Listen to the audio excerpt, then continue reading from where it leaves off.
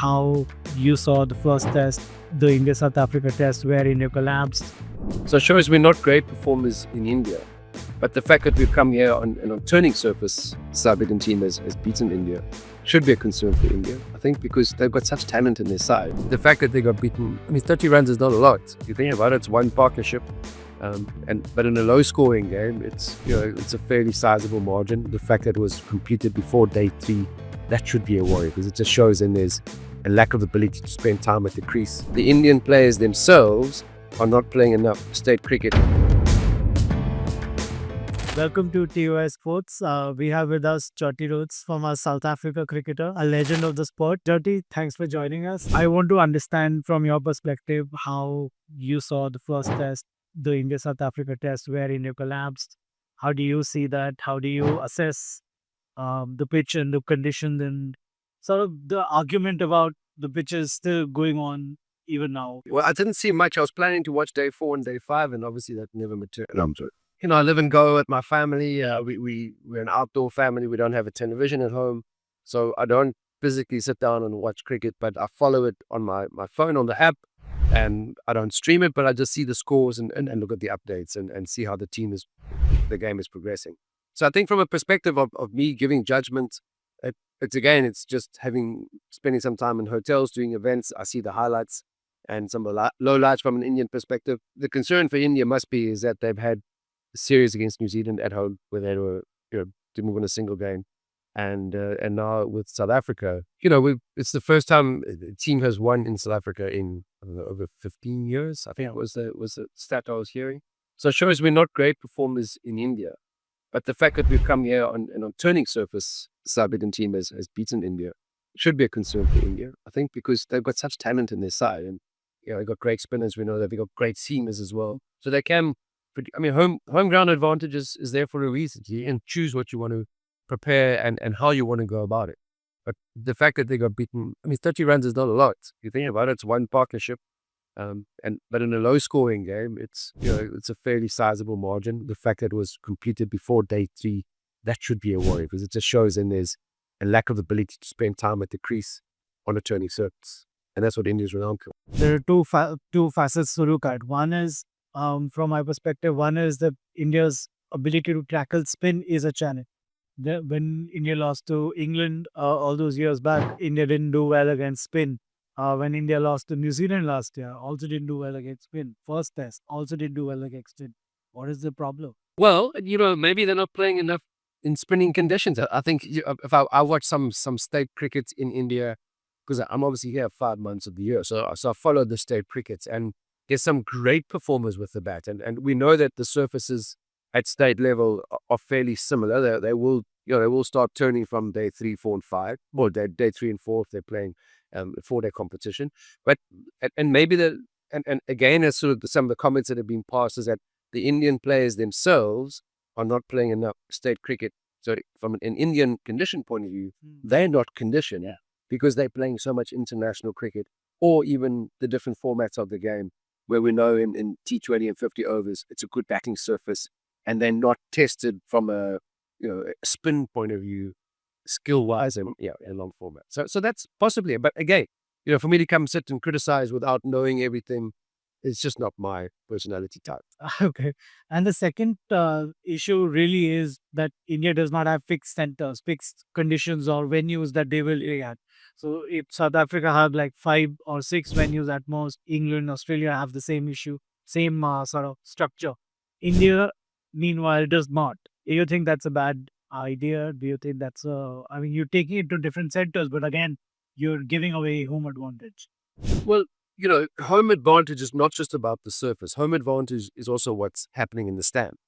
So when you've got crowd support on your side, that is a big part of home advantage too. But India is a massive country. Yeah, home support, filling in stadiums is not necessarily the big issue really for India. Yeah. So I understand your point with regards to South Africa. We have 4, 5 test venues, and that's it. So when players go play a test match in Durban or in Pretoria, in Johannesburg, Cape Town, they know what the surface is going to be. They can prepare. The batting surfaces and the nets are going to be exactly the same as what you get, in the middle. And maybe there is a difference, but if you're a country like India that has this passion and love for cricket across the country, it's very difficult to say, okay, these are the only test venues or international venues that we're going to have, because you want to grow cricket in this. I mean, it is grown at such a state, or at such a rate, that you have to support, cricket structures across, pan India. So to say we're going to keep the test matches here, I understand from, okay, so we know exactly what we're going to get. It's, players need to get prepared, but also then have, it's like business. You got to adapt. Not everything is as you were planning for. You have to have the ability and the agility to switch your temperament, to switch your technique, to change up your game plans. And that is what international cricket players can do. Yeah. Don't need to know exactly today it's going to be like this. And, I'm guaranteed that the service will play like that. So I think it's more about then the ability to switch the way that you play, the mentality that you approach your innings with, as opposed to, okay, I know what the surface is going to do because it's consistent throughout every time I come back and play here. Yeah. Would you make playing domestic cricket mandatory for a national team player?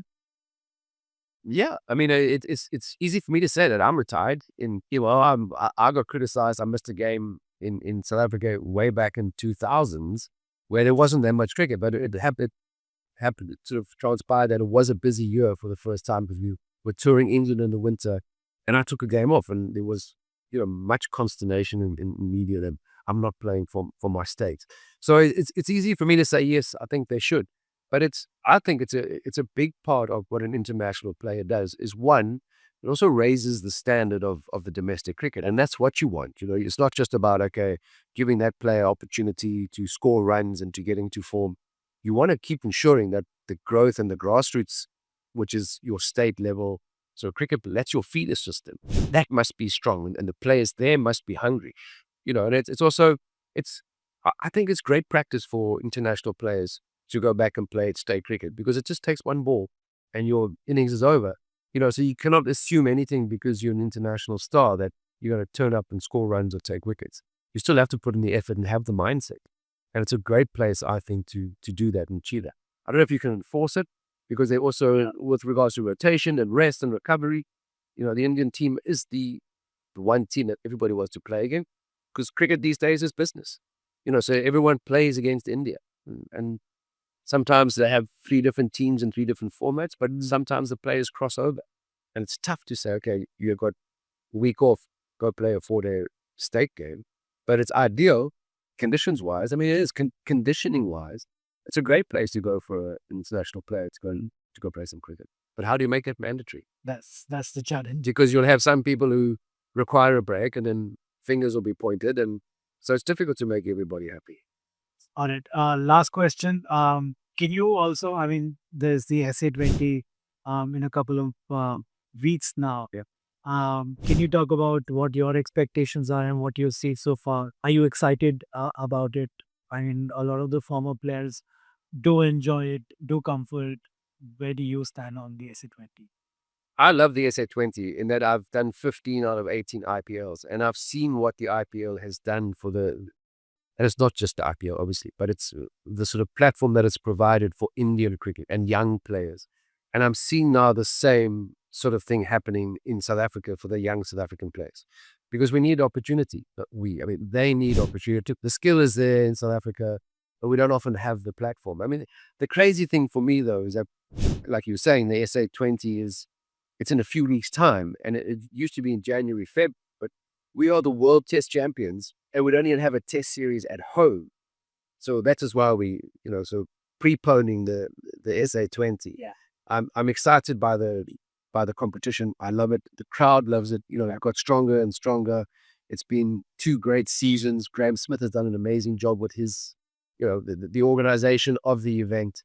So it's because we haven't seen a lot of business and sponsors getting back into cricket in South Africa, and it certainly shows that they will still have a love for the game, but we want to see world-class cricket, and that's what the SA20 is providing now. It's bringing world-class international players back into South Africa, and people have voted with their feet. I mean, they've turned up in their massive numbers to support midweek games, double-header games. It's been incredible. So I love it. I love what it's going to do for South African cricket, and I'm grateful for it.